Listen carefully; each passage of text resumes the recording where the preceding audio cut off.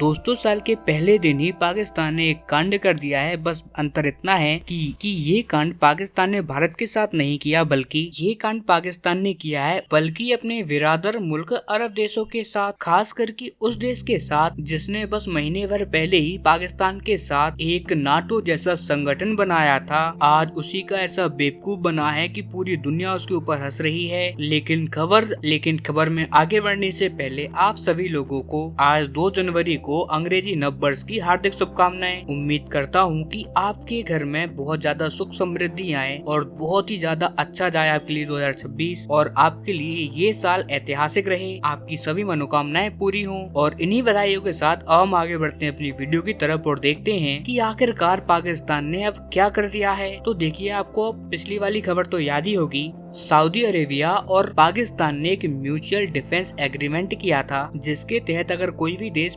पाकिस्तान पर अटैक करता है तो सऊदी अरेबिया उस देश के साथ लड़ेगा जिसके साथ पाकिस्तान ने लड़ाई की है। अब ऐसे ही अगर सऊदी अरेबिया की किसी से लड़ाई होती है तो पाकिस्तान की सेना जाएगी सऊदी अरब की सुरक्षा करने के लिए। कुल मिलाकर ये एक नाटो की तरह ही ग्रुप बन चुका था, लेकिन इतना बड़ा एग्रीमेंट होने के बावजूद किसी ने भी इसे सीरियसली नहीं लिया। सबको लग रहा था कि इस एग्रीमेंट में कौन शामिल है, पाकिस्तान। तो जिस एग्रीमेंट में पाकिस्तान शामिल होगा और पाकिस्तान है तो चाइना भी होगा। और इंटरनेशनल मीडिया में एक बात बहुत पॉपुलर है, जी हाँ दोस्तों, मैं भारत की बात नहीं कर रहा हूँ, इंटरनेशनल मीडिया में ये बात फेमस है कि ऐसा कोई सगा नहीं है जिसे चाइना ने ठगा नहीं है। ये लोग बस सऊदी अरेबिया को चूना लगा रहे हैं। ये एग्रीमेंट करके बस डॉलर वसूल करेंगे और किसी तरीके से जो पाकिस्तानी अर्थव्यवस्था है, जो कि अब बैंकरप्ट होने वाली है, उसे 1-2 साल के लिए ये और टालने की कोशिश करेंगे। लेकिन एक बात जो कि कोई नहीं जानता था, और वो ये कि पाकिस्तान बस 1 महीने के अंदर ही सऊदी अरेबिया की पीठ में खंजर घोंप देगा। दरअसल सऊदी पाकिस्तान के इस म्यूचुअल डिफेंस एग्रीमेंट के सामने पहला चैलेंज परसों आया, जब यूएई और सऊदी अरेबिया आमने सामने आ गए। यहाँ तक कि सऊदी अरेबिया ने एयर स्ट्राइक कर दी और ये भी कह दिया कि 24 घंटे के अंदर आप लोग अपनी सेना को अपने देश में वापस बुला लो। और इसके बारे में मैंने आपको कल वाली वीडियो में बताया भी था, नहीं तो हम यूएई के ऊपर भी हमला कर देंगे। और ऐसे टाइम में एग्रीमेंट के तहत होना ये चाहिए था कि पाकिस्तान को सऊदी अरेबिया के पक्ष में आना था। कई सारे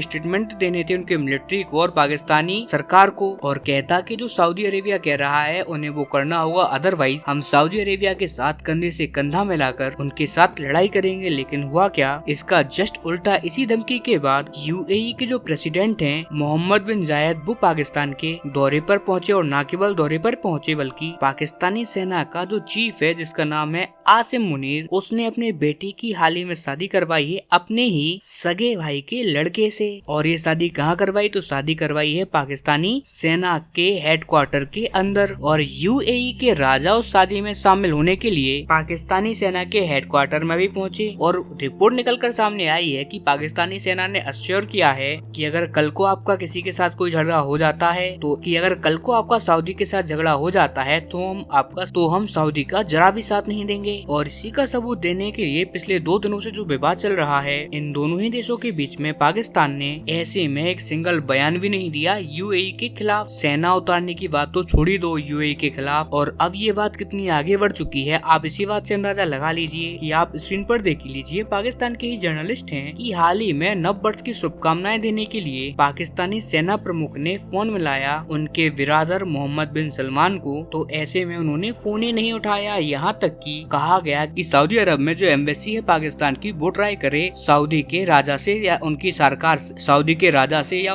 से संबंध साधने का, तो किसी ने उनको उत्तर ही नहीं दिया, क्योंकि इस टाइम पर सऊदी अरेबिया अपने आप को ठगा हुआ महसूस कर रहा है। और इस सब में पाकिस्तान की गलती नहीं है, क्योंकि सऊदी अरेबिया जानता है कि पाकिस्तान इस हद तक डूबा हुआ है कि उसे किसी तरीके से बचाए रखने के लिए 1-2 देश नहीं 4-5 देश अपने रिसोर्सेज, अपना पैसा सब कुछ झोंक देंगे ताकि पाकिस्तान किसी तरीके से डूबने से बच जाए। उनमें से एक तो चाइना है, एक अमेरिका है, एक सऊदी भी है और एक यूएई भी है। ये चारों देश मिलकर भयानक पैसा दे रहे हैं पाकिस्तान को, तब जाकर ये किसी तरीके से आपकी पानी के ऊपर बस नाक निकली हो, बाकी पूरा शरीर पानी के अंदर हो, ऐसे बची हुई है इनकी अर्थव्यवस्था। अगर एक देश ने भी पाकिस्तान को छोड़ दिया तो इनकी नाव डूब जाएगी, इनकी नाक भी अंदर चली जाएगी पानी के। और पाकिस्तान की मजबूरी है कि यहाँ पर एक नहीं 4-4 देशों को अपना पापा बना ले, उनको की एक नहीं बल्कि 4-4 देशों को अपना पापा बनाए, उनके गुलामी करे, नहीं तो उनका जीना दो हाल हो जाएगा। खैर, सऊदी अरेबिया की ये गलती है कि उसने महीने भर पहले पाकिस्तान पाकिस्तान के कि उन्होंने पाकिस्तान के साथ ये मिलिट्री एग्रीमेंट किया, उन्हें इसकी जरूरत भी नहीं। ये करके तो उन्होंने खुद ने अपना मजाक बना लिया है दुनिया भर में। इससे अच्छा तो ये होता कि जो उनका पहला अरेंजमेंट था कि जब भी सऊदी अमेरिका